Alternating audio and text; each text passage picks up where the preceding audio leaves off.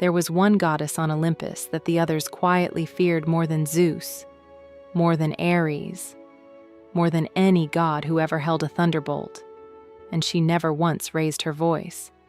Her name was Athena.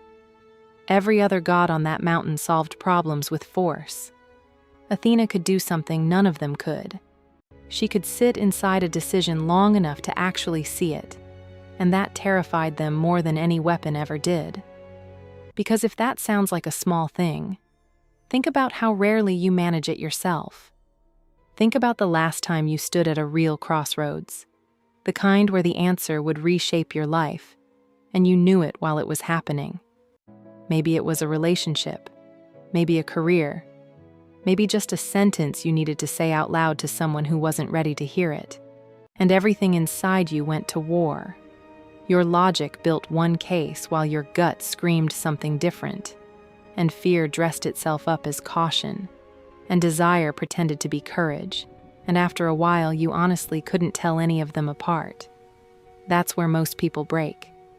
They grab the first answer that stops the pain, or they go still and let the moment decide for them. Athena didn't do either. She sat in the middle of all of it, and she kept her eyes open. The ancient Greeks understood something about this that we keep forgetting. They didn't build temples to Athena because she was always right. They worshipped her because she could stay inside a question long enough to see what everyone else missed while they were busy reacting. Zeus punished on impulse. Ares charged before he thought. Poseidon drowned cities because someone bruised his pride. All that power, and not one of them could sit still. Power without patience is just wreckage that thinks it has a purpose.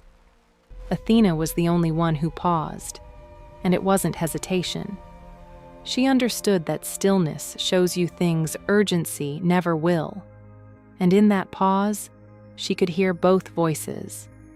The part of your mind that measures and compares and runs the numbers, and the deeper thing underneath that doesn't explain itself, doesn't argue, just knows when something is wrong.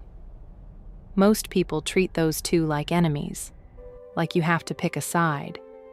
Athena let them both speak, and when they finally lined up, she could see what no other god ever did.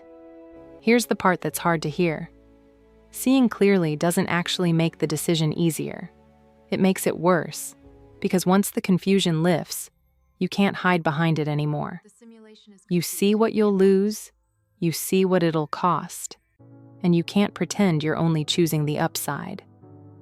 The Greeks knew this, which is why they made Athena a war goddess too.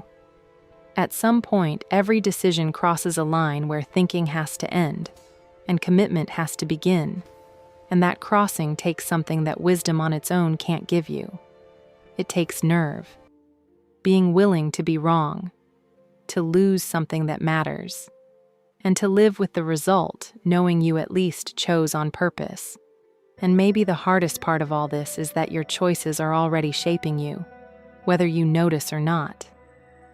Every hard decision you make tells people what you care about, and every decision you dodge teaches you, one day at a time, that your own judgment isn't worth listening to. That's a lesson that compounds. The real thing Athena understood isn't how to get it right every time. It's that making the call, with your full mind and your full gut, and your full willingness to be wrong is the thing that actually matters. So if you're at one of those crossroads right now, and I'd guess a lot of people watching this are, try what she did.